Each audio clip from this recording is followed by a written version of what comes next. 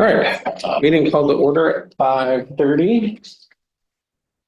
Can we get a roll call, please? Yes. Commissioners Rice. Here. McCullough. Here. Streitberger. Here. Pratch. Yes. Case. Ramirez. About mine either, right? You do have a quorum. Has everybody had a chance to look at the minutes? Move to approve. Second. Move to approve. All right. You have a chance to look at it? Okay. All right, motion to accept the minutes. All in favor? Aye. Aye. All opposed? None. Minutes approved. And with that, we'll just get on to our scheduled business, which is Oregon Department of Transportation. Hi. So there's a lot of us here. My name's Christine Hildebrand. I'm the area manager in ODOT, and I cover Lynn, Lincoln, and Benton counties. And I oversee capital improvement projects in design and construction. So any active projects that are in design and construction, that's my house. With me today is James Feldman. He is our senior planner, and he also covers the same counties. Do you want to add anything as to what you do? So I would cover longer range projects like facilitating the Albany Transportation System Plan, or projects like planning the Corvallis to Albany Path. I'm involved in what you see out there being built today. And then next to me is Brian Morey. He's the district manager, covers maintenance and operations. Do you want to share anything more about what you do? Sure. My area is the same as Christine's. We're peers. So my position is really the road authority, anything permitting, operations, and maintenance. So once it's built, it comes to my program. We maintain it. So we plow the snow, we fix the potholes, we work on the signal, we fix lights when they go out, that type of stuff. So it's that day-to-day operations, my program. There's 5 crews from Sweet Home, Lincoln City, Newport, and in Corvallis. I'm in Corvallis with Christine also. And just a little bit about myself. I'm born and raised in Albany. Me and my dad and brother all went to West Albany High School. My dad's a 40-year employee at Watching. My grandpa's out there for almost 25 years. Grew up out in North Albany, so I'm very well versed in what some of the issues are that you just talked about. So yeah, good to be here. Thanks for inviting me. And then I'm Mindy McCard. I'm the public information officer for this area. I cover districts 5 and 4 and area 5 and 4. So I also cover Lane County to the south, and I talk to the media and the public. Yes, and the reason why they're here today is because I started my position in March, and there's a lot of questions that we got recently to provide some responses to, and I just wanted to give the full picture today. So, and kind of to set the backdrop for that, I asked if we could have a video play. Is that available?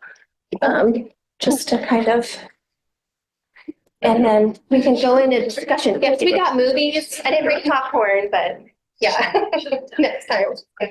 Yeah, it's true.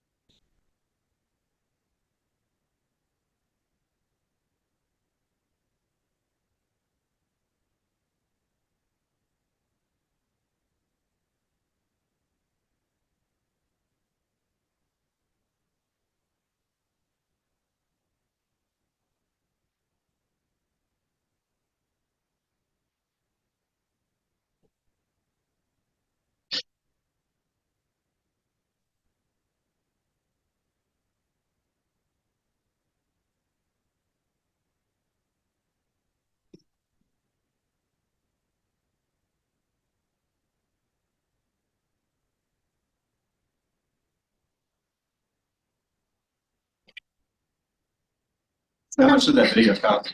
But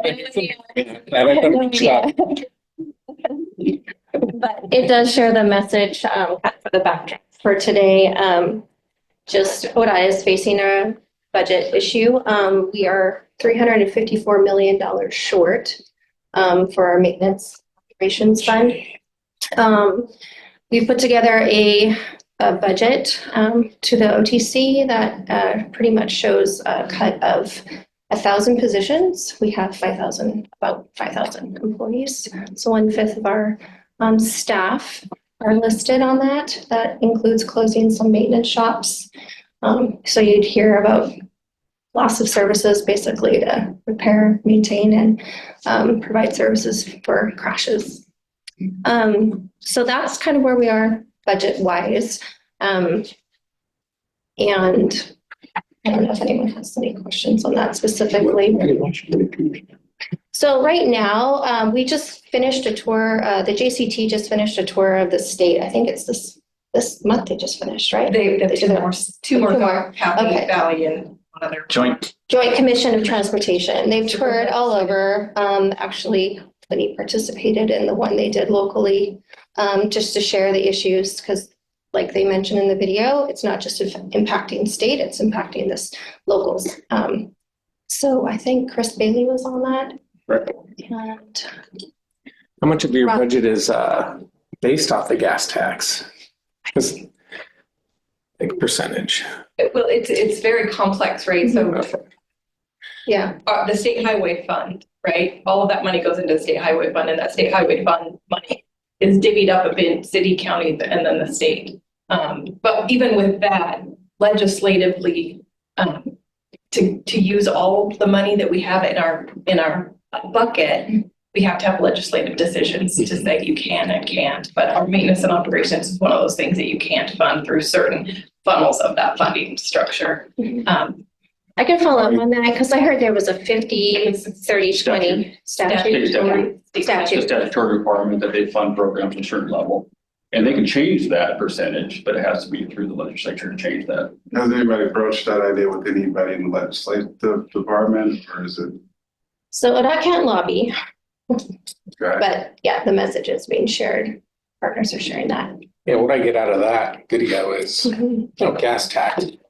One small bit of it, but most of your pullback is all bureaucracy, legislative bureaucracy, it sounds like.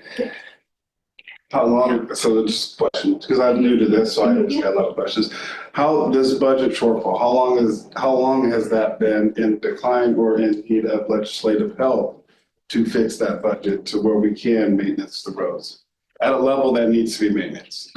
We've seen this for a long time, I won't lie. I mean, our leadership. If you could just throw a number out there. How much? How long? I would say at least the last 8 to 10 years, it's become a more focal point. What happened with the pandemic has really accelerated the rate of inflation. Correct. And that's what's really hurt us. I mean, 71% increase in stuff that we use every day. You know, it's just like at home, right? Yeah. And that's really what we were feeling the pinch. I mean, the gas tax money with the fuel mileage, you can see that it's going to decline, but you take a 71% hit on your budget, your buying power, and that's what's really affected. And we get our budget now, like we're lobbying, or we're not lobbying. Why that, Matt? We do not lobby. We're not lobbying. Just to be clear. Somebody needs to be. Yeah. Yeah, we presented our budget for Keep on. 2027 based on current information. So back in 23-25, the current information was not a 71% Correct. inflation rate. So there's no way to plan for some of that. Plus there's some COLAs, there's some personnel things that we absorbed through that 23-25 budgetary cycle. And we still have one in 25-27, and we'll get another COLA state employees, all state employees, not ODOT, but all state employees. And that's not funded. That's something that agencies have to absorb. And all of those things add up to come to these shortfalls. It occurs. Well, yeah, but when I say 10% of the budget, because I pay attention to little things, because I look at our roads here specifically in Albany, where I live. And I know some of the budget has never been used for certain roads. So I question, why is that? How long did we know this process? And why didn't we start the process back then? And it seems like it's kicked the can down the road till somebody says, all right, excuse my French, I don't give a shit, now we're gonna do something about it. So my question, if it's been a decade, we knew like, hey, the budget is gonna be a problem for our maintenance of our roads. I know you can't lobby, but it's somebody saying enough's enough and now we gotta fix this or go back, we need to change, because if it's only 10%, it needs legislative action to move that number. Saying, hey, we need to move that number to 20% or, you know, whatever have you. Has that been an idea? Or, and if it has, I guess I want to know who opposed it, because then I have questions for those. I do. If we're looking statewide, that's posing a problem, like a huge problem. I don't like huge problems. Yeah, who are your partners? Is it Yeah. state reps or, I mean, who would? So you can't lobby. So who do you have speaking at, you know, the legislative branch that is saying, hey, this is an immediate need? Yeah, the The JCT. JCT tour, yeah. And so that, go ahead. Yeah, that's the committee that focuses on transportation for the state. So they're made up of representatives, senators. It's a coalition. Yeah. And they've been traveling the state, hearing from groups, from cities, from local agencies and counties about the budget crisis. And hearing ideas from the public and from those partners on how to fix the problem. Yeah. And all those ideas are being talked about. And they're very supportive right now. Yeah. As well, we've also heard from governor's staff that she is also supportive. Yeah, we have a Funding letter package. of support from the governor. We've had, I mean, So outreach is being done the to the outreach is extent. being done, yes. So when you say you cannot lobby, does that mean you can't show the legislature a video like this? No, this information has been shared. Yeah, this type of information. We can share a ton of information. We can't go and tell them what our ideas are to fix the problem. We can give them options or things that we've seen other states do, but we can't say, we know this is gonna work. Mhm. So the I can't. indexing to You all, cost of living, is that? We all know that government moves at an interesting pace. So is this good? Do you foresee improvement in 3 years or 7 years? What's your, So Yes. we've put together our funding proposal. The governor will put together hers, and then legislative session through June will determine what's actually going to happen. so So could it- it happen in the next? It could come in this next session. Mhm. Wow. Yeah, we could see some change quickly, yes. If it doesn't happen, we're facing a $350 million shortfall Yeah. in like which Christine means mentioned. 1,000 cuts. 1,000 positions. We've identified maintenance stations are going to close. And that is reality if we don't get a funding package. In a situation like this, could we as the commission petition via a letter, petition state representatives and or the committee? I am new enough to this that I would have to check. Okay. Check. I bet city council could. I don't know if this Petition city council. Committee recommends a few things, sends it to city council, asking them to forward to either the governor, dot, GTS. The state It would be on Joint Commission on Transportation, Or- legislative committee. Or it's like, you just go to Salem, you start knocking on doors. Hey, let's just talk about it. I'm down for a field trip. Well, no, because again, I'm that guy, it sounds like it's kick the can, like kick the can down the road as we for the next people to deal with. And I hate that because I drive these roads at a high rate of speed. Might leave that part out. Yeah. But when I see kick the can down the road, it's like, okay, when are we gonna start servicing these roads? Right. Well, in 12 years. That's absolutely great. It drives me crazy. They've seen this in their commission, but I get absolutely irate when I hear that. It's like, that makes zero sense. Who do I need to talk to? So we'll have a conversation and I need to, I want to know. Mhm. So hopefully this new legislative session, that is something that, because I'm just getting, it's Yeah. frustrating. And the 354 million fix, right, in 25, 27, that budgetary year, if we get the 354, that makes us whole. That makes us be able to maintain what we have right now. That doesn't talk about how Long to. term. Yeah. We'll have to go back in 2 more years to request another amount of money. So it's not just general fund and, chuck $354 million in general fund to us for 25, 27, but we're coming back in 2 years. So there needs to be some kind of long-term sustainable fix for our funding to better it. But yet we still continue to do major improvements and new bridges and all of those things, which again are funded through the federal funds. But then once they're built and new and working, we then have to go maintain them. Yeah, I would add that the last funding package in 2017 was focused on new projects. Mhm. It didn't address maintenance in the same way that this. Yeah. Right. And so that's the disconnect is it's, everybody loves to open a new bridge or a new whatever, They but don't think about the. it's not glamorous to show the snowplow going. Painting, picking up the garbage. Yeah. Let's let them move on with their Well, I was gonna presentation. say, so I was given 25, 21, so questions. So I thought I'd just kind of respond to them. Did you guys all get a copy of them or no? I did Is it not only send them to me? Oh, okay. Could you raise that, your? My tone? Sure. A little louder, sure. Okay, so the first one was, what are the annual salaries of the top 3 ODOT officials?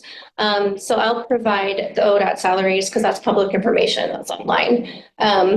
What is the current number of ODOT employees? There's 4,939. And with the reduction package, we'd lose about a fifth to 3,923.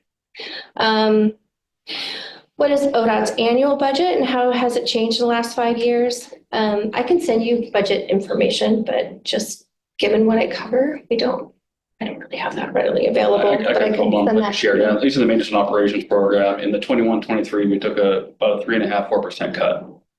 And in this last biennium, in the current one, we took a 5%. So right now I'm holding a 15% vacancy status with my staff. So in District 4, I have about 93 employees throughout the whole district.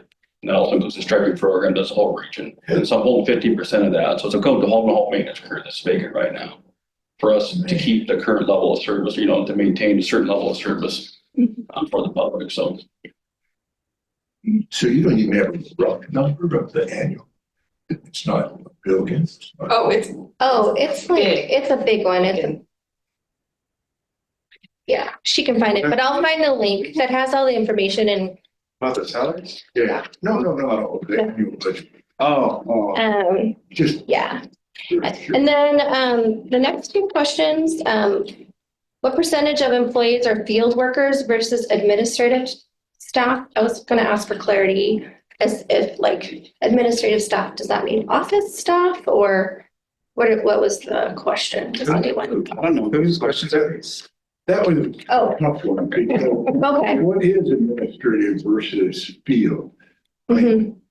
Most of your people are field, I would assume. yeah, I would consider our DMV front desk people, field workers, there's a lot of frontline workers. that we have. Right. Administrative people, the ones that, we have at a front desk answering a phone, doing Okay. administrative. issuing permit, paper people. Then you talk about payroll, IT, HR, that's all administrative people. Yeah. Engineers, project managers. So Yeah. across the agency, we have to maintain 11-to-1 ratio. So 11 employees, 1 manager. And that kind of gives us a perspective that we don't want to get too top heavy. And that's enterprise, that's not just ODOT, that's state agencies. That's the goal that we need to be is that 11-to-1, which is increasing. And then what percentage of field work is contracted out to others? The House Bill 2017 projects were 70% outsourced, and now I think that's gone away. So it just depends where you are. I think our numbers are going down. We've brought a lot of projects in-house.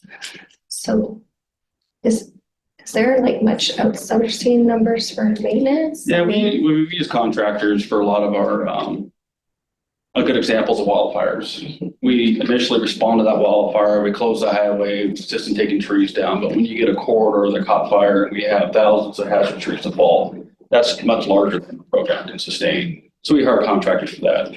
Or we get the big landslide, we'll show up there, we'll close the road, we'll do what we can to patch it, keep it maintainable. But it's beyond that, we hire contractor, bigger equipment, more expertise in that than we have internally. So it's a You have to draw a plan to rebuild that highway? Well, not for a typical maintenance project. No, landslide. No, you wouldn't have to rebuild it.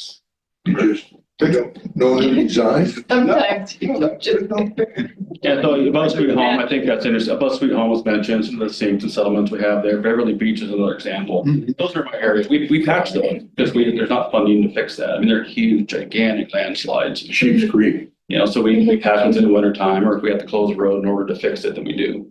But the whole thing washes out, and we are a contractor to fix that repair.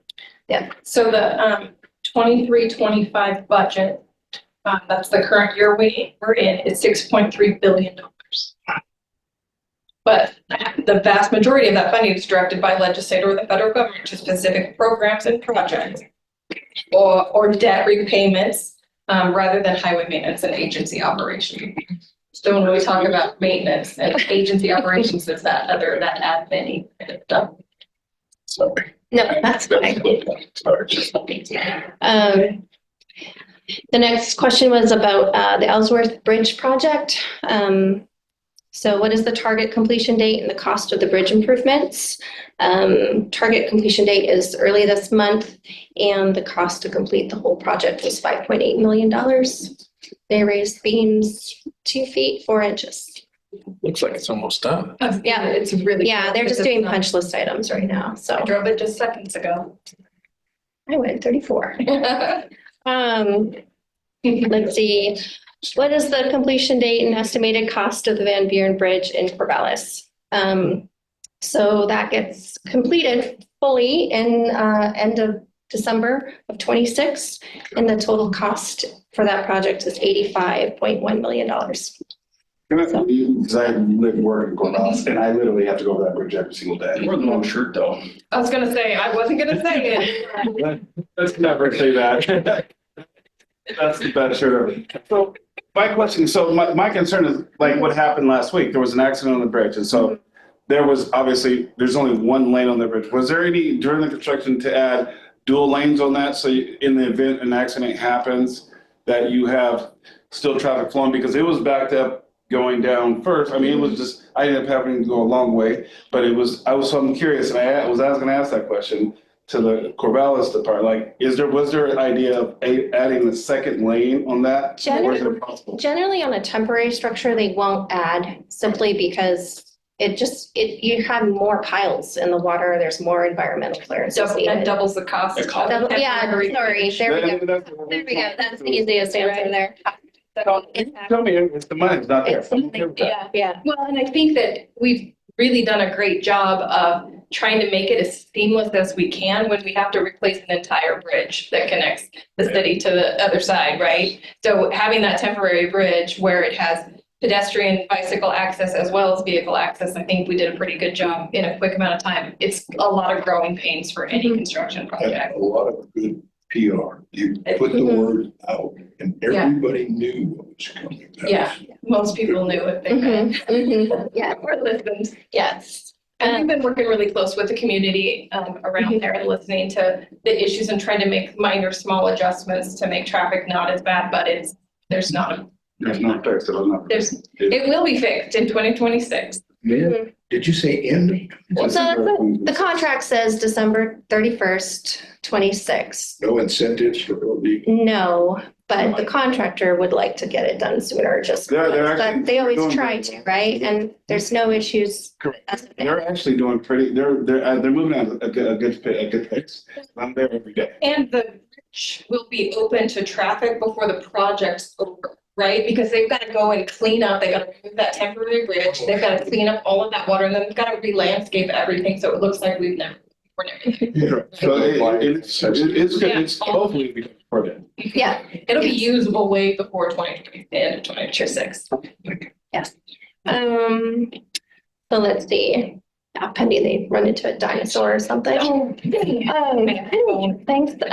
Okay, so the next question, what happened to the discussions of years ago regarding a high-speed passenger rail system parallel to I-5? And I'm going to defer to James Feldman, our planner. There was environmental planning work done that was completed in 2021, and they looked at a few alignment, and they selected the one that's essentially the same alignment, but adding more side, what do you call that? Dual lane, essentially. And that's as far as they got. They haven't secured funding to actually implement the higher frequency and higher. 20 years out to get them. They're doing incremental projects. If you look on the passenger rail webpage, you'll see some minor improvements coming. They're getting new cars in 2026 that may allow for higher frequency. But as far as substantive high-speed rail. Okay. Well, not Who yet. is they? You can say not Amtrak or is it Well, public Amtrak service? Cascades is funded by ODOT and WashDOT because it goes all the way to Vancouver, BC. Correct. And it's a combination of funds, I imagine federal, state, and fare box. And ridership is It's up quite a bit. It's above what it was before the pandemic, which Yeah. was really impressive because a lot of transit agencies aren't there yet, but ridership is yeah, really taken. It's actually a nice ride. Took it last week. Yeah, really nice ride. Anything else? unless you'd like more information on something. Okay. The next one was, again, well done on the Highway 20 safety improvements. So thank you for the kudos. The next question was, are there future plans to improve the North Albany curves and possible dates? So I'm assuming the third phase of the already completed project. So no funding has been identified for future improvements. The third phase, the consultant has identified a few project alternatives. There's many challenges designing that. That highway actually was started in 1912, which I thought was kind of interesting because pretty close there. So it hasn't changed much. The alignment has not changed much. And so you have historic homes on the north, which you can't really impact without a lot of costs.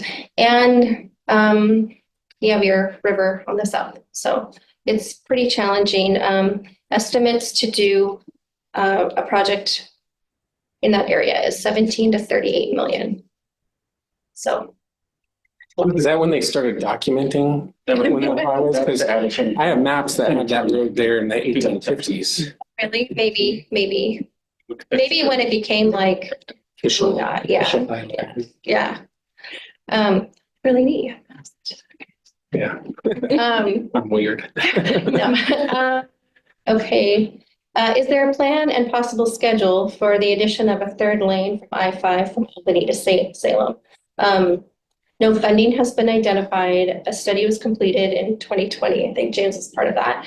And the updated cost to widen is $1.4 to $1.9 billion. Isn't that already kind of like ready for it though? Because when they rebuilt I-5, I remember they did that like 20 years It's like ago. over the Stanton, there's room for another line. But there's still, a lot of those interchanges were built, are the original interchanges, and they're potentially outdated. And a lot of the work is not just the lane. I mean, not that the additional lane isn't expensive, but also what needs to be done with the interchanges. So there again, 20 years. Unless you have a friend in the legislature. Yeah. Very rich Make friend. friends in the lake. Very rich friend. Let's see, is there a plan? Hold on. Oh, when might the improvements to the Knox Butte Road and I-5 interchange be started? Again, there's no funding that's been identified. And the estimate for this project was 285 to 408 million. Okay, you get the theme here. Yeah. What has the decrease in fuel tax revenue been over the last 5 plus or minus years?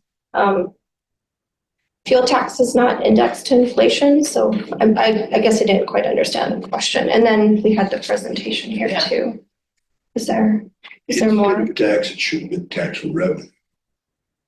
Oh, fuel tax revenue. Okay.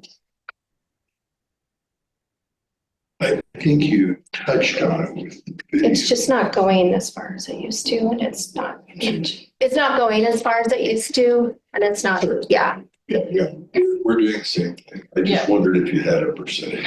So yes, I don't think we have. Okay. One question. So there's other states that have indexed for inflation for their fuel tax. If you know this, and you may or may not know, why wasn't that something that we, that as a state looked at if we hadn't done it before? Mhm. And then as other states said, hey, this is going to Working. work. Maybe. Why haven't we looked at it? And even in the past, say 5 years, like, so why haven't we, if you know, why haven't, we as a state gone back and said, hey, we need to index this for inflation so we can get these other things done? And we would have to get legislative approval to do that. Alrighty. One of the things with the legislation is they really like to fund agencies that are in need, right?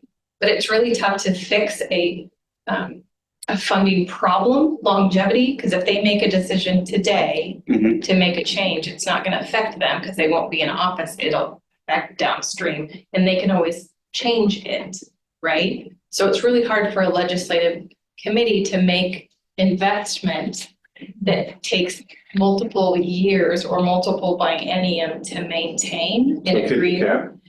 Yeah, so a lot of times they'll just fund the problem and not the fix. But the hope is that with some of the options that we've shown, some of the other states that have indexed to inflation, that they may choose some of those paths moving forward. Makes sense.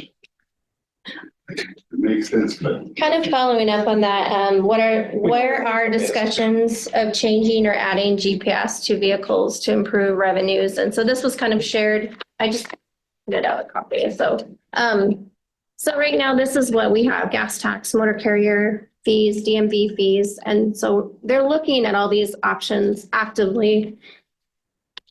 Tolling, they've been looking at, you saw that didn't pass. So a lot of our budget, I believe, was kind of incumbent on that passing. So, I mean, it sounds like, yes, we can just do one of these options and it would help, but it takes public approval and nobody really wants to pay more taxes. Or if you're talking about road user charges, people don't like the idea of GPS on their cars, even though their phones are tracking them, right? But it's just, I mean, so there's more than just, well, yeah, one solution. It's pretty I complicated. get the GPS in the vehicles thing. Mhm. I Mhm. track. You can track my phone because I can know how to leave bad places, but tracking my vehicle, that's one thing. Yeah, yeah. That is interesting. Well, and I heard, I'm not sure, but I'm still looking into this because learning it as well with you all. You know, when you go to register your vehicle, you have to type your mileage. And so that was another option, you know, on the table. And then it's not location based, but And they have, Only new. but then they have to, you go out of state for a big trip. So there's a lot to figure out. there's a lot of, yeah. So And the There- tolling, do you know if the PR on that was really good? Because I know there was, what did we try to do? This, the Here. yeah, and how we presented it was garbage and it just didn't go. Yeah. It didn't go nowhere. So what was it? When it went to. Well, the toll revenues can only go towards the toll road. Yeah. Which is super. Mhm. I went Well, to that. we tried to pass a gas tax several years ago on that. Correct, yeah, that's where, But that's just just the like local. PR. right, It was right. just horrible. And so on some of these, do you know if it's just the PR, not to knock it? No. If the PR to the. I barely knew. Okay. If the PR to the community is just not, so they're not really understanding, because if you just say, hey, we're gonna tax you, okay, what? No, I'm gonna tell you no. But if you give me a presentation like that, then it's a different story. I can see, like, maybe, okay, this is gonna go up, it's this, like, I do, like, it makes all perfect sense. I wouldn't say it's not, it's, I think the marketing was pretty good on Okay. that. Again, it's the understanding what a toll really means. And that a toll collected is used primarily on the toll road it's intended for. So Got it's it. not a full fix Yeah. or bigger maintenance and funding, but Well, the largest problem I saw, what that wasn't in the video, is the legislative stuff. You know, there needs to be a video on that. Like, that would really irritate The people, lack thereof. but it wouldn't irritate people towards you. And I have a question. So, for my fellow commission members jumped down my throat, I'll caveat this with totally supportive of various measures to fund the agency to the extent that it needs. But I'm wondering, kind of looking past that, so once you all do have, the funding gap is made up, you know, it seems to me revenues are going down, costs are going up, and vehicles are getting heavier, especially as EVs become more prevalent. EVs are super heavy. They're going to have big impacts on the road. So, like, what's the long-term vision for providing other options for people to move around that aren't getting in the car between cities and within cities, increasing walkability, bikeability, bus transit, intercity rail? Because, for example, right now, I can get to Portland pretty easily on Amtrak Cascades, it's great, it's super cheap. But if I want to go to Baker City, I don't have many options. And then same within town, like where I live, I can walk to restaurants and coffee shops, and that's great. Yeah, it's a 15-minute walk for me to go to the grocery store, but it's dangerous as hell for me to walk across the highway. So are things being explored along that front? Go I ahead. can respond on one aspect of that, is that since 2017, there's been a payroll tax for transit.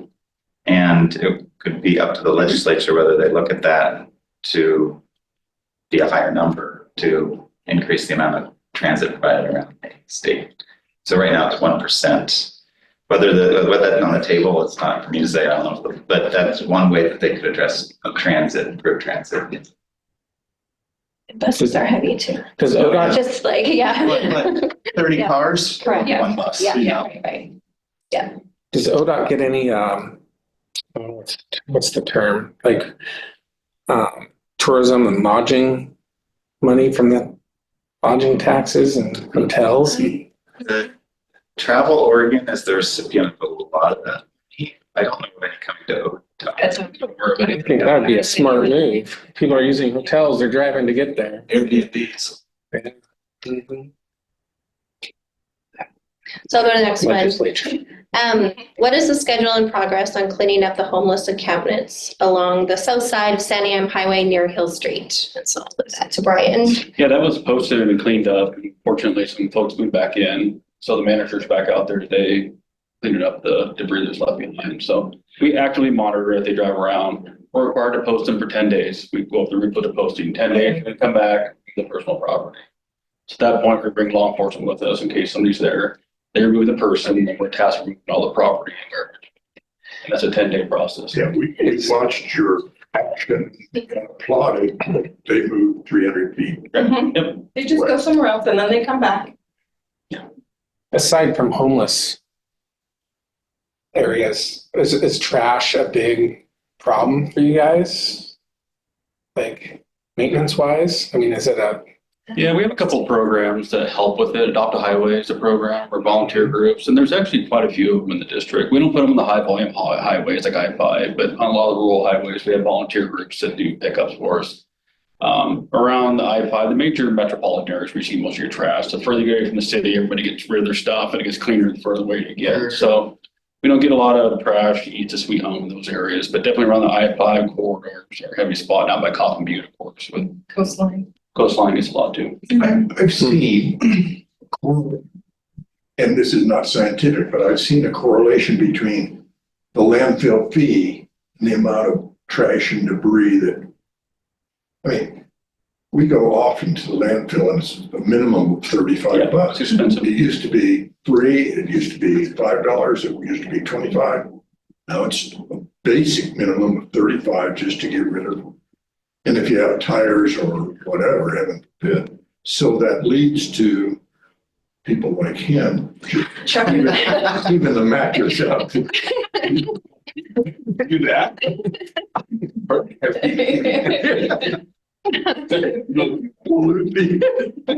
It's a good question. I think that's why we're going like the bigger dumps of stuff. We get RVs are a big one for us right now, Lincoln County especially. That People, they're actually leaving the RV Yeah. there. Yeah, there's- have you ever heard of the Sons of Smoky? I'm gonna have to, I might have a solution for Okay. that. Well, do you know what the Gambler 500 is? Yeah. Yeah. Well, they have a nonprofit side called the Sons of Smoky, and they have an app. And I'm with the Gambler 500, but and it's all free. And the state and National Park Service love us. They have it on their phones, and they'll take a pic. If you get the app, you can take a picture of the trash and pinpoint the location. And there's thousands of volunteers that just go out. Really? That's what we do. I mean, Yeah. 300, don't quote me. I think it's 3 million metric tons of garbage removed off of public land now, Wow. just from this Gambler 500 group. Any But kind it of might be trash. something, huh? Any kind of trash. Oh yeah, boats, RVs, the bit, it's They're kind of like like, hazmat sites. Some of These RVs are Some of these are really, hazmat sites. yeah. Well, full on. Okay. most of those people, They they know we're here. Yeah. And they dump it. kind of. It's like it's a challenge for them. Like if they get like a boat or something like that, it's, They're excited. Okay. yeah. It's a good example of how our dollars are used and some of the different things that we do. And each RV is now $68,000. And just last year in Lincoln County, I think we did 16 RVs and there's about 12 or 11 boats that we had to dispose of. And that's the money that we use to maintain the highways. That's the money we use to fix potholes and whatnot. So as we use that dollars for other things that are kind of ancillary to what we do, it reduces the amount of available funds that we have to do other maintenance work, picking up trash and other things. Good. Nolan, that sounds good. What, maybe That's what I do all the time. contact our senator or congressman, They state do it. legislator? Yeah.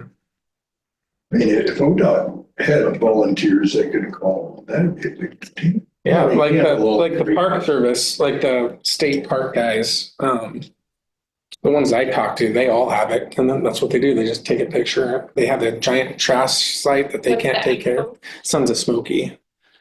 They take a picture and pin it, and yeah, we have like monthly challenges where people go out who can clear up the most trash. But I don't know, it might help you guys out. I'll take a look at it. Thanks for the info. Thank you. Thanks. Right. The next question was, any news and what's ODOT's involvement in the Albany Corvallis bike path? So I have James. Yes, and that one I'm actively involved in. It's in procurement, which means it's in the process of selecting a consultant. We hope to have that out for consultants to bid on the next 30 to 60 days, I hope. And then that would go through a negotiation process, and ideally in the spring, we'd start the planning for that. And that's the two segments on either side of Independent. So Merloy to Independent and then Independent to Rainwater. And coming up with an alignment and call 30% design. So enough to essentially know pretty good idea of what the cost would be to construct it and address everything that could facilitate a construction grant. Are you anticipating any, like right-of-way issues? Is any land gonna have to be acquired or? Most likely. Okay. And that's something that will need to be addressed as part of the planning. It's not going to be competitive for construction funding until we work out all those issues, in my opinion. Does a certain percentage of the budget have to be spent on rail, bus, bike, pedestrian? Is it not a fixed? It's not a fixed amount. Well, there's the 1% for bike ped. Yeah. Oh, And then there's also programs. So for example, there's various state and federal programs that will have a certain amount of money per cycle to do something. And so it's, as far as a percentage of the overall budget, I'm sure it varies, but this coming Oregon Committee of Paths grant cycle will be 60 million roughly for paths essentially. And some of that's for planning and some of that's for construction. What percentage that is overall, I don't know. that's okay. Yeah. But it's going to happen. Which is going to The happen? Albany Corvallis. The planning. Yeah. It's not in the budget. But to clarify, the Oregon Community Paths Grant Program has planning grant and construction grant.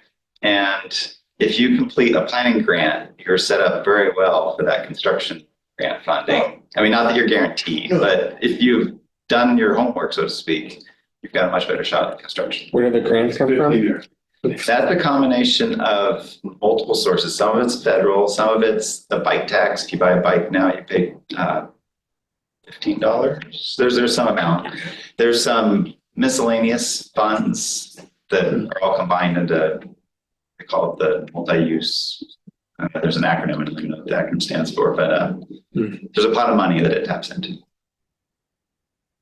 So across Albany planning is in the works. And we have got a project page that I can share with you. I'll put that in. I'll send these out to you. Okay, project page. And then what are the chances and or possibilities of an additional bridge to Millersburg via Spring Hill? No funding has been identified. That is a really tough one because of the environment, I would call the environmental Basically, stuff. I mean, essentially the cost, because if you look at the map, the floodplain there is very wide, and the size of the bridge would need to be substantial. And then you don't have the volume of people on either side, like a Vancouver, Washington, and Portland, Oregon type of situation. So it's, in this funding environment, it's It's just, not gonna Not happen. gonna happen. That's beyond my 20 years. That's beyond me. Yeah. Is there any effort to look that, I mean, just long-term from a planning perspective? Or is it such a big thing that? well, it's also, there's also land use reasons why that would be really challenging. It's outside of the urban growth boundary. And so you'd have to overcome environmental, land use, cost, find the funding. And then see that that funding was preferred there versus all the other needs around the region. What if like, what if county commissioners? We had asked that same. I mean, then, I mean, it's same hiccups. That's I mean, that's- issue. If somebody hands us all the money, it may be a different situation. But Unless you become a trillionaire. Okay, so the last three questions, I reached out to our traffic engineering department. So the city recently completed a traffic safety improvement study on Highway 20 from North Albany Road to the railroad station. ODOT staff were intimately involved. I believe you were sort of on the Yeah. planning side of things. Many improvements were proposed and several were embraced by ODOT. Many residents find it difficult to understand that it might take 3 to 5 years to implement improvements such as striping two left turn lanes from southbound Ellsworth Street onto Second Avenue in downtown Albany. It is clear to everyone that the backup from the intersection north onto Ellsworth Bridge is partially caused by the delay of so many cars, maybe 1 in 5, waiting to make that turn. Would a letter signed by the mayor of Albany and/or the city council potentially speed up the process of design and what appears to be a relatively simple restriping project? To whom should such a request be addressed? Head of ODOT, the governor? Would it help to have signatures from Benton County, Corvallis, and other jurisdictions? Okay, so that was a lot, yes. So is the answer. So the engineering team said, similar to other projects, the work required to provide dual left turns on Ellsworth and Second Street involves more modification of existing pavement markings. So in order to provide a second left turn lane, the existing signal equipment would have to be modified. On-street parking would have to be eliminated, which would require public outreach and council approval, generally speaking. And existing curbs may need to be modified to serve the turning movements. The scale of work is greater than what state forces could provide, and a formal project would be required. Funding for this project has not yet been secured, and it is not currently under design. And it should be noted too that the traffic safety study identified that this could help operations at Second and Ellsworth. However, the second left turn lane would only extend to First Street and is not planned to extend over the bridge. So So Not yet. not yet. So there's no funding, right? So that's another 20 years. Past us. Yeah. That's shorter. Again, we were in that joint meeting where they're trying to put, Albany is trying to push a construction project between. I believe that is one of the 3 projects that ODOT has in the hopper to apply for the all roads transportation safety funding. So there's a probability that those would receive funding through that program. That's the So arts maybe. program. So maybe. Program? Arts, all roads. Oh, okay. Transportation safety. Yes, I know, yeah. As an artist, I got concerned. Will any agency have any impact? Well, I would wait for the arts funding results because that one is data driven based on statistics and it's not influenced by legislature, for example. So see what that funds and then maybe from there decide how you proceed. But there are projects that are legislatively funded. So, right, so. Have you ever recommended that an agency contact? They're not allowed to. We do. say Engage that, the act. Yeah, yeah. do say that the best ways to contact her. And yeah, I would engage with that, right? Yeah, so we have a Cascades West. There's an area commission on transportation that advises the Oregon Transportation Commission, which is the body that oversees all of ODOT. Yeah. And- Meetings, yeah. And they are often advocating for the many other things that Yes. you would be also supportive of, I'm sure. So, So it's not just Don Quixote here. Let's see.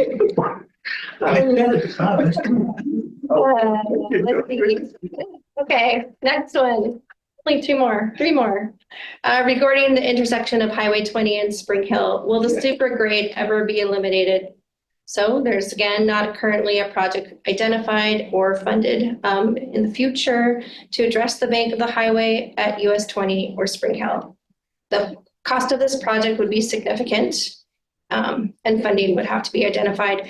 Along with this location, there's wetlands. You need geotechnical walls if you're going to kind of widen and flatten in that area. So it's a costly project. Sure,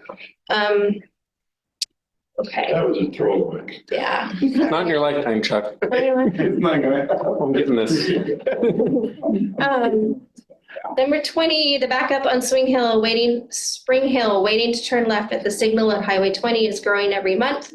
Some have seen the backup to the railroad tracks more than a quarter of a mile. New developments of Hickory Street and further north on Spring Hill will continue indefinitely.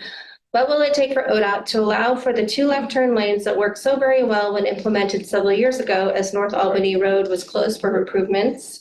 Certainly, it is understood that there is a concern for truck rollovers. However, with proper signage, is the state's liability reduced enough to allow for this much needed change? Again, would letters to the governor or head of ODOT assist in speeding up the process?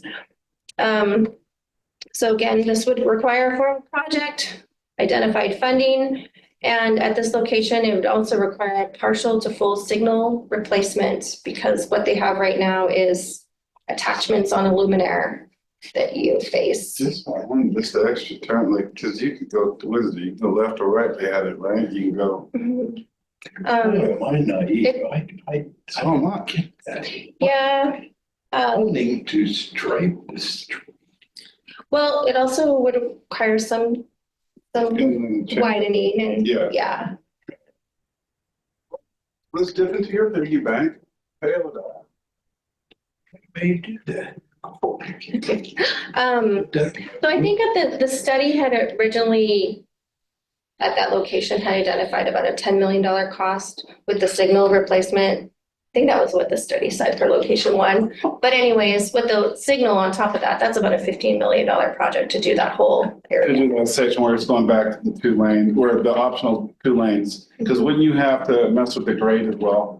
Yeah, so that would be- When we talked, that was probably the grade is what they would have to get into, and then we get into the wetlands and all that stuff. Layperson might say, if you directed all trucks to turn right from Hickory, like the sign is posted today, Mhm. then no trucks are supposed to proceed to that double left turn lane. Should bring that up with Buck. That's gonna be, I bought everything you said up to now, but that one, that's gonna be a city, I mean, that's just like the speed limit. That's enforcement. Yeah, that's like, it's in the speed limit is 60. I mean, it's just, you gotta catch me if you can. I don't get this. Say that a different way, would you? No? Well, I would even offer, I mean, if you're gonna invest in trying to alleviate some congestion, that's what you're getting at, right?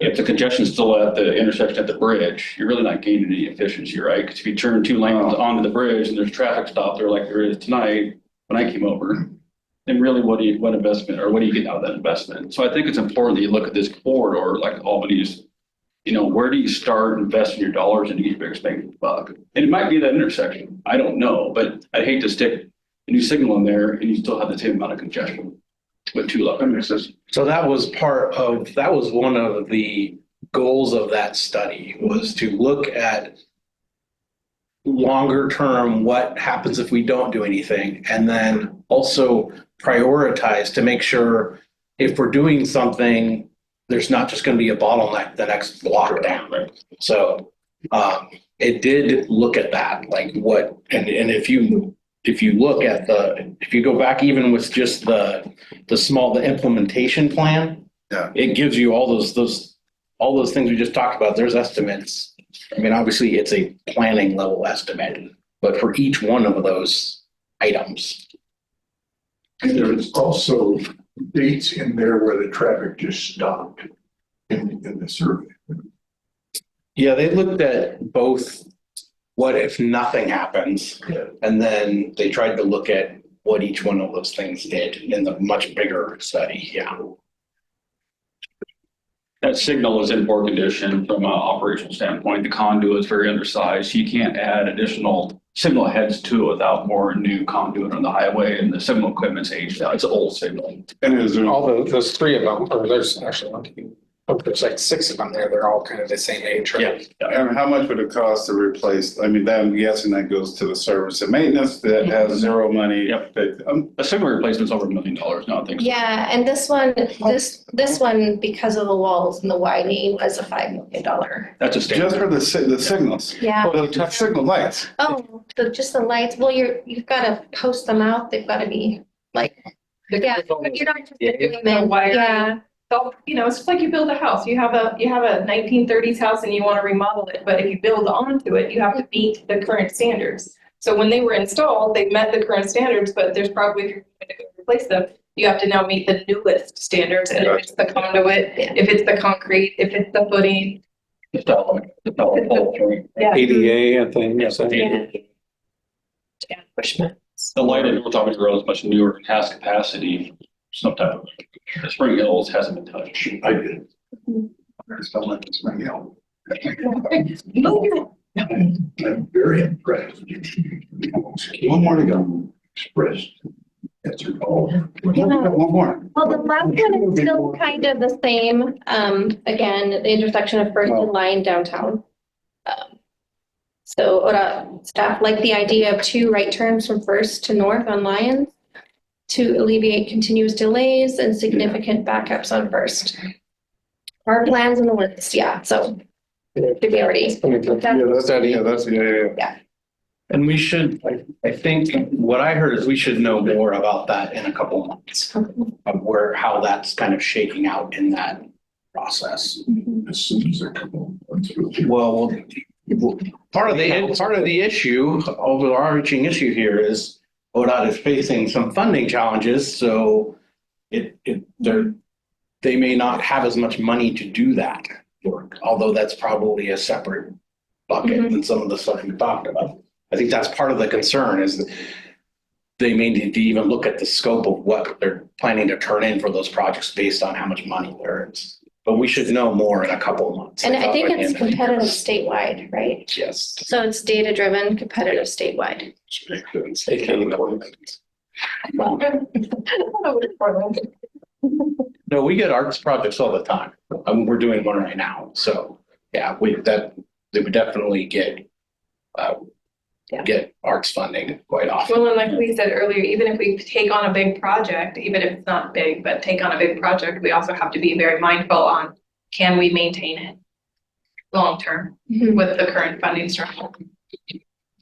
I'd also go mention that ODOT has some really great project pages, not just current ones, but recent ones. And you can kind of get an idea of all the things that we're talking about, saying I know a lot, but there's also a lot that has been done in the region that is on the map that you can look at and see that's. and I can send that too. So, just regarding projects, so on our side of the house, we work with maintenance because they understand all the utility relocations, what's actually practical in design, because they have to own and maintain it at the end. So whatever you're proposing, just offering that you're working with your public works department and that they're also and I think they also can send in permit requests to make changes or whatnot. Because we've had cities, communities say your timing on your signals are off. We need you to do something. We do that. So I got all in the button. Are they joint funded? Does Albany City help with the two left turn lanes here, the two right turn lanes there? Is that a joint effort or would that be a ODOT effort? I would imagine it'd be a joint effort between Benton County, the city and ODOT, depending on what exactly is being proposed. Because you do have all three players at those intersections. Benton County owns part of Spring Hill, I believe, right? Yes. So and the city of Albany owns North Albany Road And Lynn County is. on the other side of the bridge. Right, on First Street, Lynn County. They don't own the road down there. That's a city, First Street City, right? Yeah. So that wouldn't be county participation. Well, and those Unless three there's- projects that were turned in for ours, now those will be fully funded by ODOT through that program. Oh. Yeah. Oh, so Which no projects? Financial participation from. So, yeah, that would be designed, done, delivered by ODOT. Which ones are those? Those were, if I'm understanding right, that's Oh, okay, the RFBs, right, okay. kind of on Lyon and Ellsworth on like 4th, 5th, 6th, 7th in there. It was the first in Lyon and the second, third in Lyon. Three projects they were looking at turning in projects for. So Ron Irish before he said 3 to 5 years. Yeah, so that planning cycle is the 27 to 30, I think. Oh. Is what they will be applying for. And the city may have applied for community paths grant I projects. think we were applying for like 5 of them. Okay, so there's other things in the works as well. And one of those is on the bridge, who came out of this study as well. Yeah, I think we were just applying for planning dollars for that. Basically do a study of that for, that's the Lion. There was a multi-use path, it's basically a multi-use path. I believe we were applying for what was it? Yeah, I haven't seen the application, but I've heard that that they were interested. Anecdotal, I also think once that here bridge has been built, I think that'll take a little bit of traffic off the highway. Yeah. Because if you're on this side of Corvallis, it does make sense coming this way to avoid the construction. Yeah. Showing that there's more congestion here than there is in 34. And then just a plug for Trip Check, the camera there at Spring Hill, like it's on Trip Check, so everybody's aware of that. It's a new camera to our system. Glad that you're so familiar with that. You're as impacted as we are. Yeah, I push hard for that camera because for us, it's nice because we use it to say, do we need to put de-icer out there? We can see the pavement temperature. Oh, sweet. So say you're sticking somebody in a truck driving out there going, man, it's wet out here, just not ready, so it's actually, it makes us much more efficient to have those IT components in the system. All right, well, So real quick, sorry, I have them written down here. We're also looking at the Dave Clark extension, up to Bowman Park, refinement study at Geary and Queen intersection, and then one at Queen and Pacific. Those were the other path grant we were looking at. I haven't been involved or heard about those ones, so. And he Some does of the- grants and planning. So those ones may not have gotten. Well, no, I don't- only if a jurisdiction contacts me and asks Yeah, for yeah. input. So, but they don't need to do that. Mhm. I recommend it because I can at times facilitate conversations that may be valuable to have on what needs to be included in it. We were told 5 or 6 years ago that the federal government does not assist ODOT with Highway 20. No funding, federal government for maintenance or improvement. Seems that's a nationwide highway. that was in the video. Yeah, so we don't get funding from federal highways to maintain highways. We do get money from federal highways to do improvements, to build projects. Oh, But for whether it's a US highway or 99E or a US 20, that doesn't change the way that the funding happens. State dollars. got it. Okay. Well, thank you guys. I mean, I think Chuck's wanted here for quite a while. But it's good. It's good. All right. Thanks for that. Yeah, you guys. Thank you. Unless you guys have any other questions. I got a question, I guess, from the public that I can ask. Oh, I thought you were with it. Nope. Oh, okay. And my question for the council, and when my time comes, is in relation to this, but is there any current money set aside for EV charging stations along ODOT? And what does that planning look like from the ODOT level or from above ODOT with the feds giving money to do that? I'm aware of various grant programs and funding opportunities, but I don't go around in those circles, so I don't know what they are. There's been various Yeah, trying to think. opportunities and Can you different. give any specifics? I'd have to look them up. Your EV charging. I know some private development Yeah. happening on that front, charging stations, and I get contacted from private owners that want to install those stations, and we permit them, but those aren't ODOT led. So above the permitting process from ODOT, grants or incentives or payments, anything of that nature, you're not aware of anything? from I'm ODOT? personally not, that's outside of my purview. I know the federal government, There's There is a different program. I have to- Think of it too, because like, But like, yeah. federal, 15 or 18 billion. There's the NEVI program. 52 million over 5 years for public electric vehicle fast charging at major roads throughout Oregon. That's the big one. Yeah, I don't know if US 20. I was trying to think. Who's funding it? So coming, I think it's federal. I think it's federal. And that's actually, it just closed on September 17th. Federal. Yeah, if you Google National Electric Vehicle Infrastructure Program or NEVI. But I know there's You mean this thing here? I don't know if that's that's City of Albany. I don't know. Oh, Oh, there's another program. It looks like the Charging and Fueling Infrastructure Program. And I don't know, Mindy, if we have any kind of webpage I think we that do. summarizes. Do you ever tip somebody like Andrew and say there's grants available for this, this, or this? Or would that just create more work for you? I mean, it's going to We create. do. There's various transportation planning organizations in the area. There's the Albany Area Metropolitan Planning Organization, for example. And there's a lot of communication going on between staff and local jurisdictions about what's going on. A lot of the staff within the various jurisdictions already know about most of the programs and are already applying because they're on the email list. But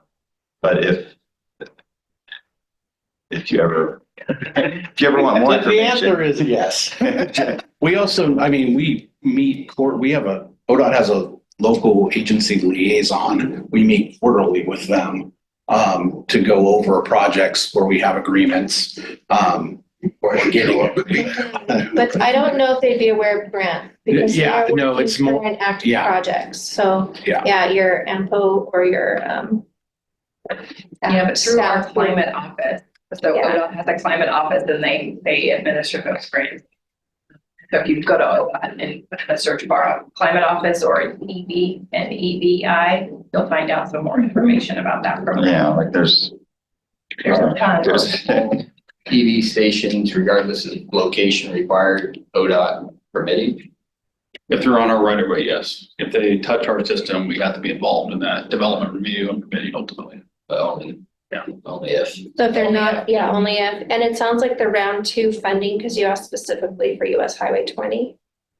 No. Dates are, no, okay, I thought it was 20, okay. Because there's another round. Yeah. Round 1 of funding was I-5 south of Eugene, Interstate 205 and US Highway 97. So there's 2 more rounds, 4, 5 more rounds. And that was the infrastructure act 20. Yeah. So I'm a member of the public as well. But listening to your report, I'm amazed at the work you're able to do, given the limitations you have to deal with. That's impressive. And I don't think a larger share of the public is aware of that. You get a lot of complaints, but it certainly changed my perspective of the job. And I appreciate how ODOT responded by putting no passing lane down Spring Hill. That really improved safety greatly. Thank you. Thank you. It's really hard to communicate with the public through the ways that we have, right? We could put it on social media, or we can try to get the media to do it. We could do a PSA, but somebody's got to be willing to listen to that and change and it is very complex. You know, all of these planning and design and construction takes a long time, and it's very intricate, and there's 1,000 different things that we have to look at and standards that we have to meet and environmental. And so it is very hard to communicate that we're just not adding a lane, right? We're just not putting another strip of asphalt. Yeah, what you do at Sheep's Creek on Highway 20, that's amazing how you keep that open. It keeps moving. And also on Highway 1, that slide areas, Yeah. the way that when you drive along there and you see the old road up here, or the old road down here, and That was the very first question I got when I became a PIO at ODOT was, why are you just leaving that section of highway in the dust? Because just like, pretty smart. if we move it, we're gonna move what's be fixed. So it's a slide area, and so it just stays there. Fun fact, last As a reminder. in January, those were moving such a rate, our crew got passion, and they come back 3 or 4 hours later. I mean, that's how quick those moved. It looks really big rain events. But it's a constant cycle. In fact, last winter we had several under rock just because we couldn't keep up passion and cooking out. Yeah, we dropped the speed limit and just gravelled the road because we couldn't keep up with it. We can dump gravel Yeah. and blade it, go for another day or two and do it again. And we get the, well, why can't you permanently fix it? The natural disaster, you can't stop. Well, and I will say, we've been advocating for a project along Beverly Beach because there's some several slide areas, but we can't do anything unless we address erosion. And there's Goal 18 laws that impact us from actually doing anything on the beach side. But I know the slides seem large, but we could lose the highway quicker from erosion than a landslide. So, still working that through as well. Yeah, Oregon has statewide planning. So for example, beaches and dunes are protected. And so if you're going to impact a beach or a dune, you have to jump through some hoops before you can, put up a big. Yeah. Yeah, like the specific city. But I will say, the stuff that they do is really impressive, coming on Van Buren Bridge, knowing that bridge was built in 1930s, 39, I think, in the 1930s. And those pillars that were holding up all of the traffic for all those years had no rebar in there. Never rebar in that structure, and it still survived, right? I mean, that last couple of weeks walking on it when a truck went by, you were like, I don't want to be here. So you're saying you don't need rebars. Right? Well, no, don't tell the Jews. No, it was. But now the new standards, right, we just did a tour of the construction site, and the amount of rebar, because it's all laid out sideways, that's going into that. She stood in the middle of it, like it's just a spider web of rebar that's gonna go into that column. So when you think of that bridge that's gonna be built, is gonna last another 100+ years, to see who knows what type of weight or miles or vehicle numbers traveling on that. And we're trying to build to what we don't know. Just like they did when they built it originally. They built it to withstand what they did. Couldn't even imagine what they had to do that bridge over that long period of time. Like a Cascadia abduction zone. Right. Break event. Right. Looking towards reducing period of study time. You all know. Hey, Chuck, we got to wrap this meeting up, man. We're 20 minutes past our. Whole other conversation. Do I care? Thank you, guys. Thank you. Nice to meet you guys. Thank you. Next year. All right. Thanks. Thank you. Yes. Business from the commission. Okay. And we do have, business from staff. I have, Good. said my, And we have a couple members from the public, so business from the public. You have anything? Sure. Okay. So my name's Wayne Sheeler, business in the area, some development, and specifically looking at the potential of EV charging stations. Your Public Works Director, Chris Bailey, has been in the newspaper recently quoting, this is coming, we're gonna fund this, this money's here. Somebody just put that up, that city got the money. So my question is, what's the timing of this? What are you guys looking for? What are you guys paying? What are you guys assisting with? Does anybody know here, since you guys are transportation, anything about the EV charging station? I'm wondering Andrew. if the city still have, because I know that was new, so I would assume that it's not even in the planning stages as of yet. Or it could be Well, we'll wrong. leave that question to Andrew. I don't think, it's never come up in this commission. Sure. so I believe that grant we applied for had sites. I think there was maybe 3 of them, but I didn't work directly on that project, so I would have to. So one of those sites is my site that was mentioned. And that's why I'm like, oh. I should Like probably property do- owner or Correct. electrician or, Property owner. So. that'd be that'd be a good thing for city council probably, right? Oh, no, I mean, that's. In the, Well, Chris Bailey direct.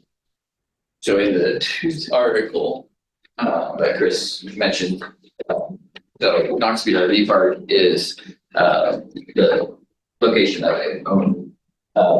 And so here's a good location at this RV park for these charging stations.